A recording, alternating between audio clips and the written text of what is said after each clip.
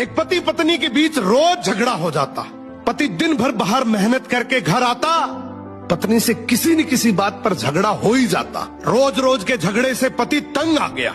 एक दिन उसने अपनी पत्नी को प्यार से समझाया कि तू रोज मुझसे लड़ा मत कर। तो पत्नी बोली, क्या करूं, मुझे गुस्सा आ जाता है, मैं अपने गुस्से को कंट्रोल नहीं कर पाती हूं। पति ने तरकीब लगाई, कुछ कीलें लाकर अपनी पत्नी को दी और बोला, तुझे जब जब गुस्सा आए इसमें से एक कील इस दीवार पे ठोक देना।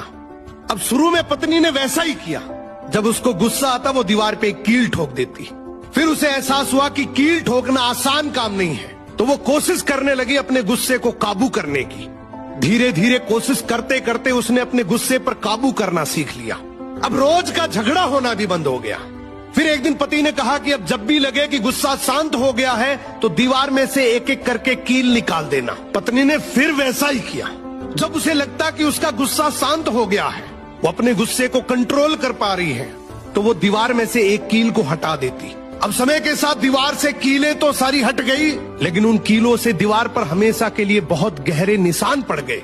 अब उस पति ने अपनी पत्नी को जो समझाया वो हमारी जिंदगी में बहुत काम आएगा।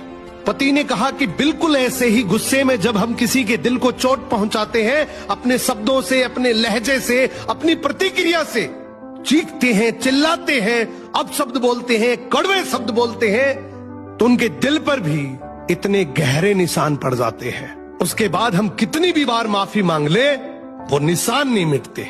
गुस्सा आना नैसर्गिक है, नेचुरल है, ये पार्ट ऑफ लाइफ है। लेकिन इस गुस्से को कंट्रोल करना, इसको काबू करना, ये एक आर्ट ऑफ लाइफ है, ये एक कला है।